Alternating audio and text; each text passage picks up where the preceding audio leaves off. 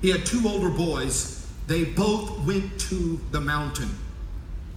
And the Bible said they saw the glory of God, along with the 75 elders, when Moses got the 10 commandments, these two older boys. God allowed these two older boys to be with their daddy to go into the holies of holies. You will see there is a correction in the book of Exodus that God, after he saw the disrespect of the boys, he then made a rule, only one person is allowed to go into the holies of holies. Those boys, what did they do wrong? The Bible says that they took strange fire. Now remember that right out here, away from the ark is an altar. That altar is where they put their offerings on. Everybody shout offerings. Offerings. And they brought their tithing and offerings. They put it on that altar. That altar was lit. The fire of that altar was lit by God. And it was the responsibility of the people to keep the sacrifices on it, like to keep paper on it, keep wood on it. Only it was offerings. Offerings were 24 hours around the clock. Keep that fire burning. God started it. Don't let it go out. I'm talking to somebody today. Don't you let the fire of God go out of your life. Amen. So, that had to do with the offering. Remember that fire is stayed because of the offering. Our fire is stayed. The presence of God stays on us because of our tithing and our offering, and God blesses us. One day, they said among themselves, the two older boys, we're not going to take any coals and fire off of that altar or the offering. We're going to make our own fire. What they would do, like a big salt shaker, they would put the coals in there much like a charcoal grill, only it was a size, the Bible calls it a censer, like a big salt shaker. And they would put those coals of hot fire, and then they would put incense. And incense creates smoke and smell because of the hot coals. Before you can get to the presence of God, you have to create smoke. And the Bible refers to the incense as incense. It comes from our praise, our worship, and our prayer. Amen. What you don't know is while you're clapping your hands to God, you're really creating holy smoke. Yes, yes. And when you sing, you are creating smoke. Because you can't get to God without praise. Enter into his gates with thanksgiving.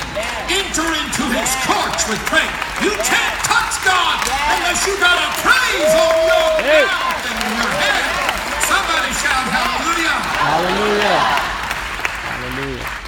So when you let all of those things in life drag in your car on the way to church, and you get here late and say, I don't feel like worshiping. You should be like David. Got to get there early. I got to get my song on. I got to get my dance on. I got to get my hand clapping on. I got to make some holy smoke. Everybody shout holy smoke. Holy smoke. You can't get to God unless you create praise, worship, and prayer. God required that. So you know what they did? These two boys said, we don't respect the power of God. God, he won't do nothing to us. We'll create our own fire in the censer.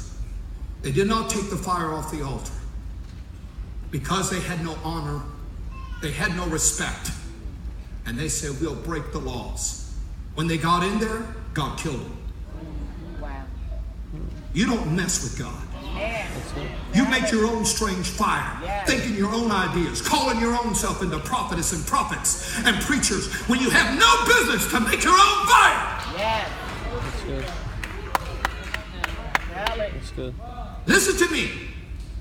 You disregard and disrespect the man of God until the Bible says that the only way that the new church could call men of God and women of God is they put themselves in prayer and fasting and laid their hands upon them and sent them out to the world. You should say, oh my God, we have a man of God, or there is a man of God. Lord, I need to honor, I need to respect every aspect. But strange fire will kill you. Oh, you may not physically die, but you're over with as far as God is concerned. And then you become a hireling, and then you become a prostitute preacher, and then you become a gimmick guy, and then you become a green water. If you send your money to me, I'll give you green water. Nowhere in the Bible are you supposed to get green water. I'm sick of all of that. I'm sick of us doing stuff that's not biblical. Making it up like it's God. And you may not physically die, but you spiritually die. God has nothing to do with it. They had no honor. They had no respect. Can you imagine Aaron every year, doctor? Can you imagine him having to do every year going in there? And God said, you're the only one going in there. I don't want nobody else to go in there. You go in there. Can you imagine him sprinkling the blood, not only to cover the people, but every year thinking, my boys died in the holies of holies. Not only was he celebrating the covering of the people, but he was celebrating and remembering his boys died simply because they had no honor. They had no respect. And you know what? You may look at me and say, you know what, Pastor? I know that you want me to put an offering on that. But I want to tell you, my Nike is more important. My music on my iPhone is more important. My furniture is more important. My car is more important. My shoes and my clothes. And we treat God like a rag doll. And he's giving you everything you have. Yes, amen. How you show your honor is from your heart, and you say, God, I give you. And as God said, I didn't make this up. God says, stand before me and do not stand empty-handed. And give me an offering of honor. When you do that, God then says, I'm going to bless you. I'm going to put you in right standing. I'm going to give you propitiation. I'm going to do things for you. And I just want to say this in closing because we're unveiling the ark. I want to tell you that a lot of you have been through heck the last 6 or 8 weeks, or maybe the last 6 months. But it's going to be over with come Wednesday when the sun goes down. And for the rest of you, I want to encourage you. Now let me tell you what I'm going to do. For you in the balcony, we have the showbread table, and we also have the altar of incense. And you'll be able to touch it. All of you on the main floor, the cascade over here on the main floor, you'll come around. You'll touch the ark. You'll give your offering. If you're a guest today and say, I didn't know anything about this, I still want you to come. I want you to touch the ark. I'm going to give you something. In fact, what I'm going to give you is the greatest piece of talent that has ever been done. I know I'm just overwhelmed that you're able to get it. We had to call MGM.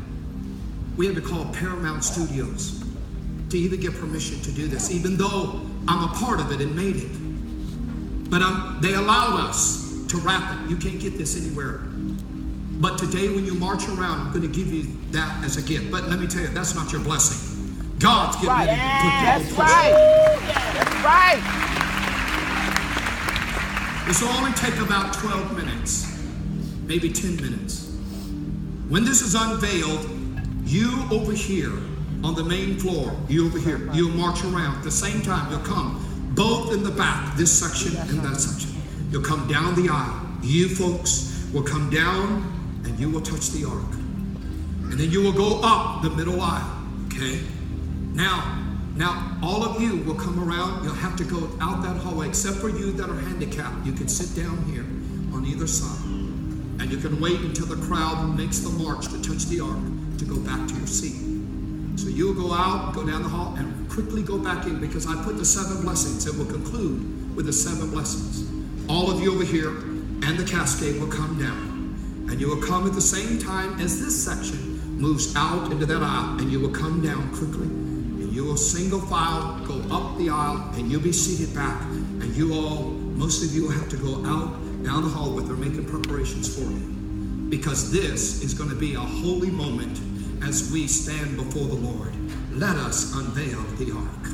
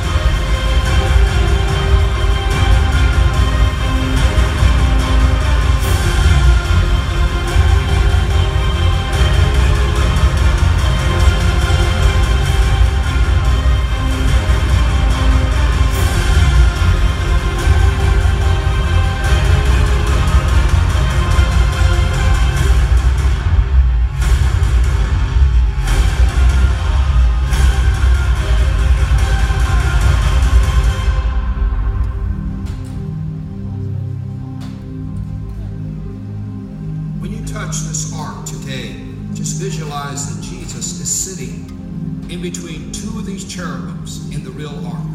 From the back and balcony, they will tell you, the ushers will show you what to do. From the back right now, get up both sides and start coming down the aisle as the choir sings, and come and touch the ark and bring the atonement offering.